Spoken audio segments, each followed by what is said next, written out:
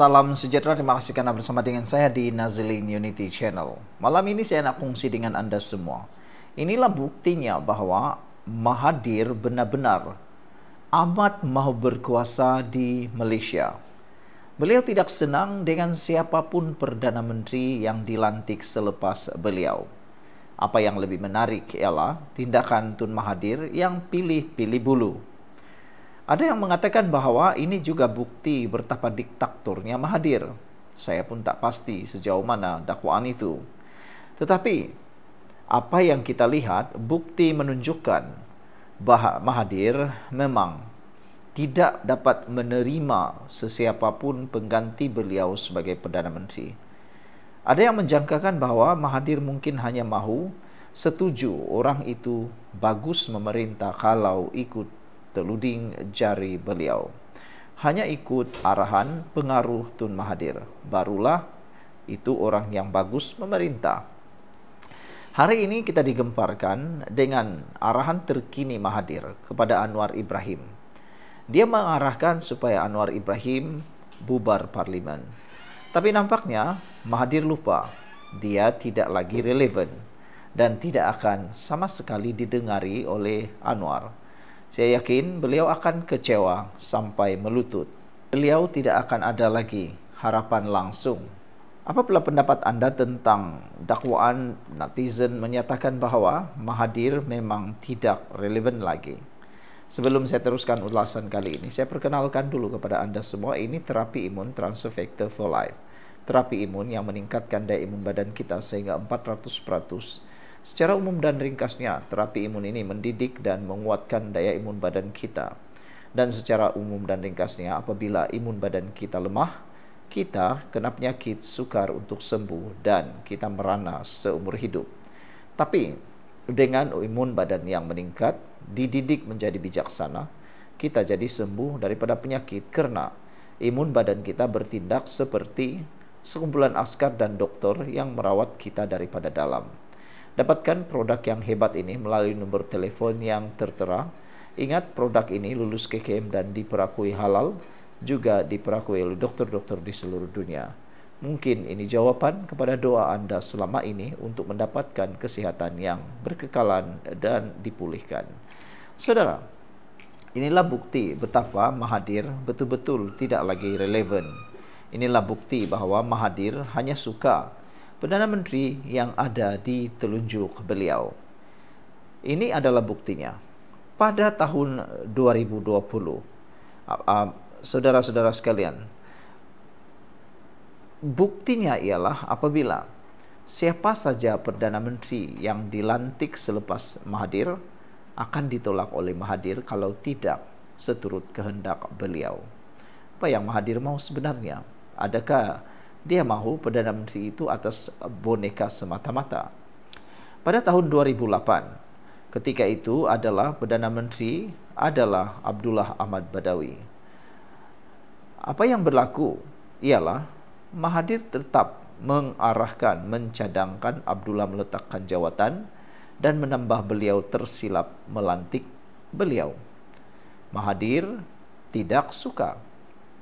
Seterusnya, apabila Najib menjadi Perdana Menteri yang keenam, Mahathir turut mengarahkan supaya Najib letak jawatan dan beliau kata secara terbuka mendesak Najib letak jawatan.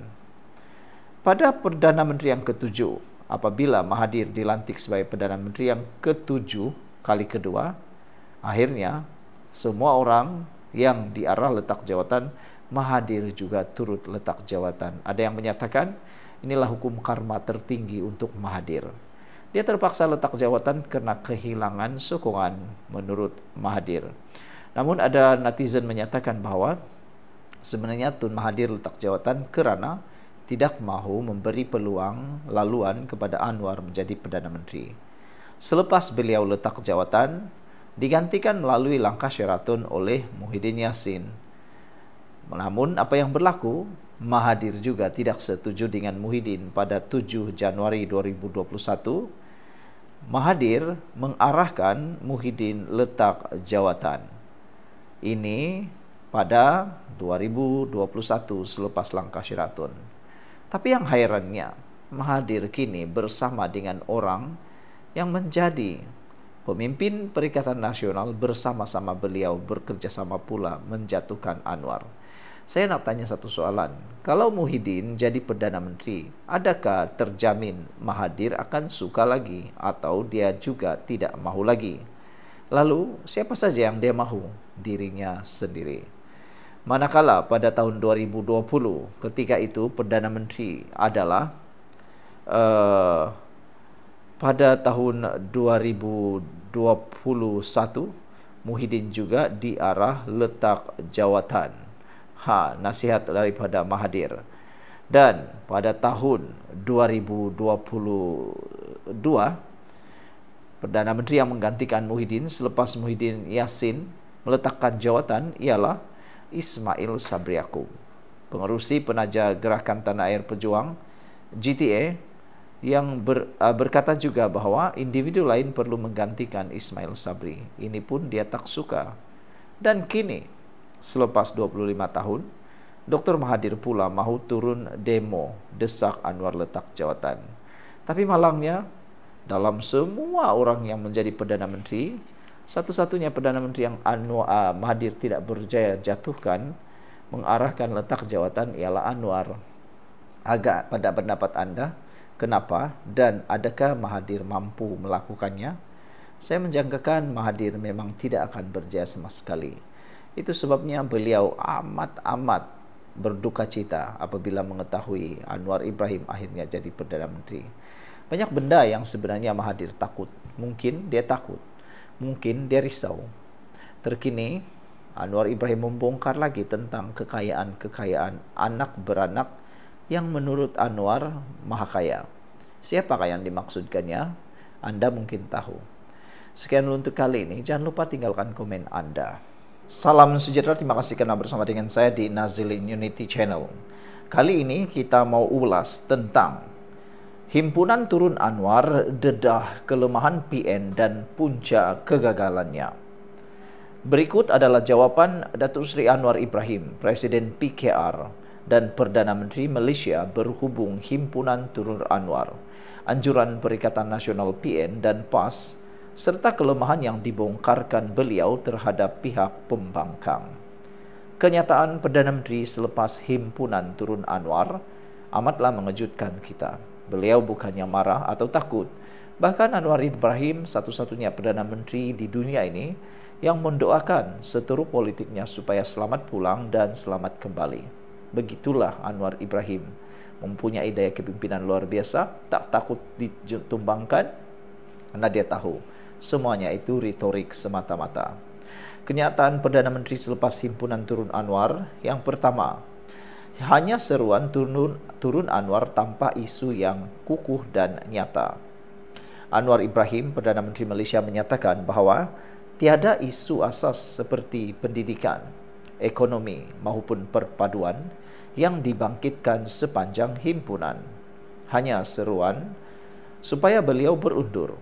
Beliau menzahirkan kekecewaan kerana tidak ada hujah konkret dibentangkan di kawasan dataran merdeka. Mereka, pihak pembangkang, hanya mengulang isu yang sama yang sudah basi dan murahan. Ramai yang tahu dan ramai yang sedar.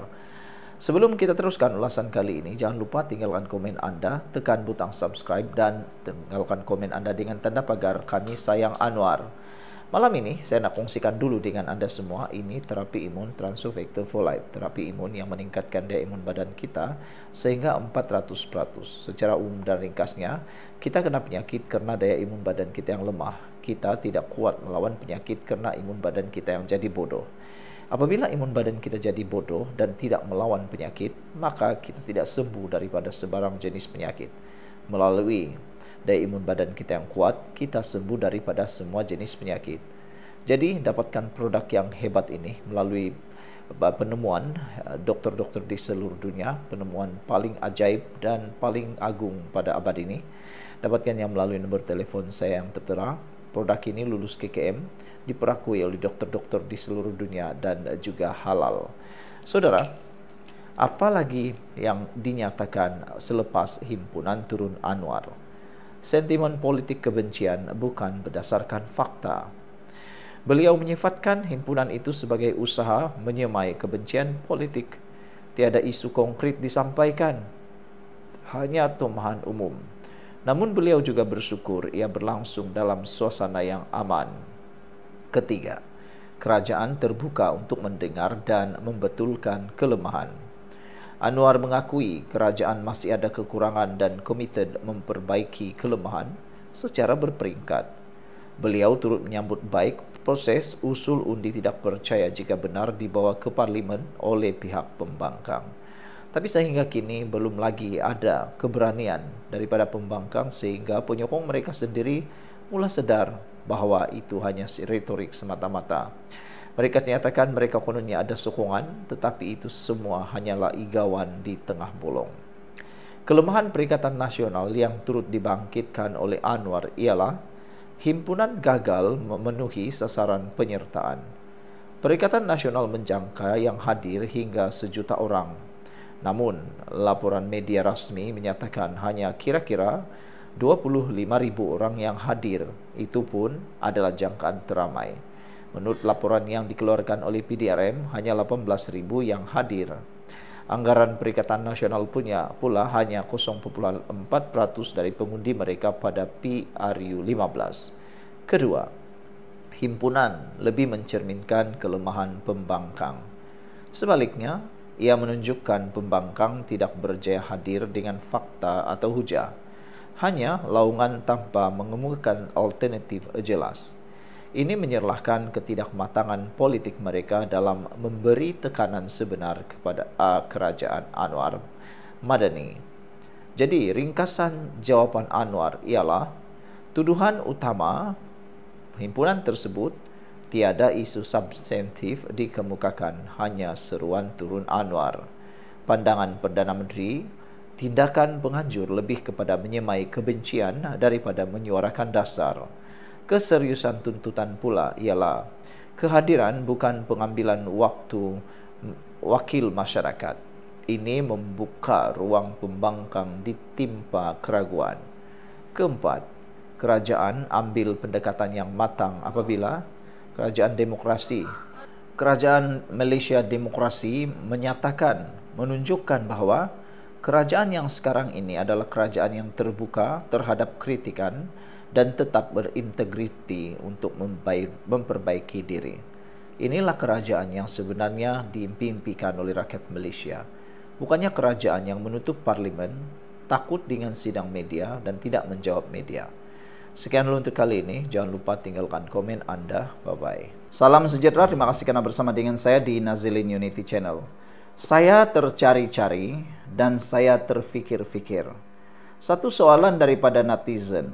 Dia kata, apa jawaban Anwar Ibrahim, apa respon Anwar Ibrahim selepas tindakan Fadli Syari membuat hantaran karikatur yang menggambarkan seolah-olah pemimpin negara kita seperti binatang bersama dengan 2 lagi buah negara ASEAN, yaitu Thailand dan Kamboja.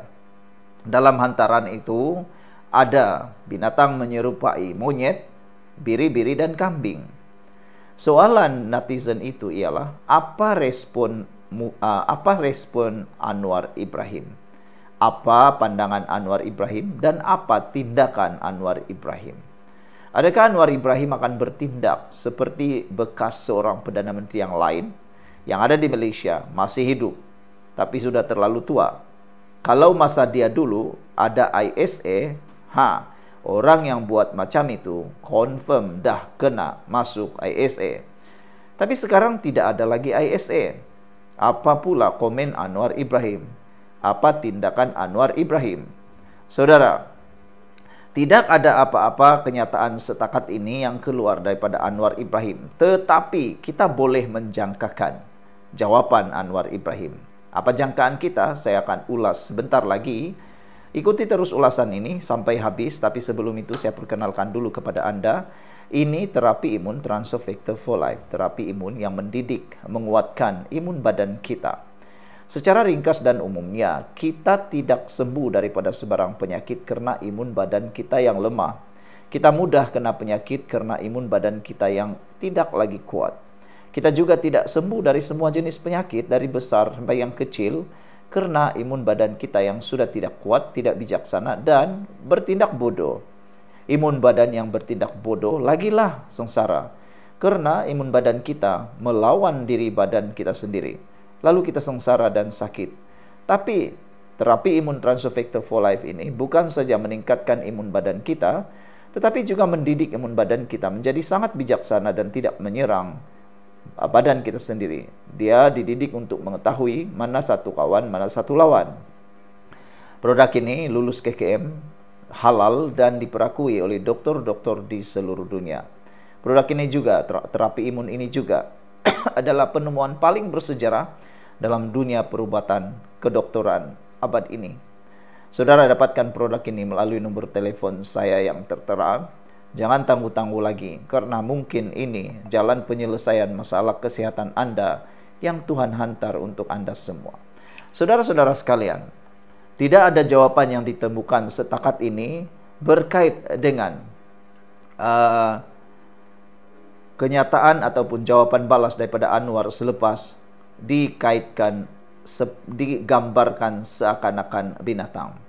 Tapi kita boleh jangka apa tindakan Anwar Ibrahim. Dia akan memaafkan. Kadang-kadang ini membuatkan para penyokong Anwar Ibrahim, termasuk saya, akan menjadi hairan. Bukan saja kita hairan, kita kagum. Bayangkan Anwar Ibrahim dipenjara beberapa kali, tapi selepas dia dikeluarkan daripada penjara, dia kata dia tidak ambil hati pun. Dia tidak berdendam pun. Dia tidak suruh mereka memohon maaf. Dia pun tidak penjarakan mereka. Anwar pun tidak cari kesalahan mereka untuk belas dendam. Daripada itulah, kita dapat menjangkakan Anwar Ibrahim tidak akan bertindak menangkap mereka. Dia pasti akan memaafkan, tetapi tidaklah terlampau keterlaluan. Kalau dah terlalu terlampau, Anwar tidak akan tangkap, tetapi rakyat yang akan tangkap, bukan menangkap secara fisikal, tetapi rakyat yang akan jatuhkan pemimpin-pemimpin yang seperti itu. Anwar Ibrahim menunjukkan teladan yang sangat baik sebagai seorang pemimpin yang mana memberikan teladan supaya tidak berdendam dan melepaskan yang jahat. Saudara, Anwar Ibrahim biasanya akan menjawab. Beliau mengampuni dan akan membiarkan pihak berkuasa yang menyiasat. Secara langsung selepas dilabel sebagai binatang atau disebut sebagai binatang, Anwar Ibrahim tidak menjawab apa-apa. Setakat ini, ada laporan bahwa pemimpin PAS pernah melabel negara dan pihak lawan sebagai kambing, biri-biri, dan monyet. Namun, tiada kenyataan rasmi yang mendokumentasikan Anwar menanggapi pelabelan tersebut secara langsung. Jika kamu ada maklumat tentang jawaban itu, Anda boleh menyampaikannya kepada saya. Namun demikian, maklumat tambahan yang kita terima setakat ini, Anwar pernah menyaman satu stesen televisyen kerana dilabel sebagai Islamic extremist atau amateur leader. Beliau kemudian menarik balik saman itu pada tahun 2004. Lain daripada itu, tindakan tersebut bukan berkaitan dengan pelebalan binatang. Jadi pada pendapat Anda, apakah yang Anda mahukan tindakan Anwar yang boleh diambil? Kalaulah kamu sebagai Anwar, apa yang kamu akan buat? Tapi itulah, saya rasa Anwar Ibrahim akan memaafkan dan akan membiarkan pihak berkuasa yang membuat siasatan. Sekian untuk kali ini, jangan lupa tinggalkan komen Anda. Bye-bye.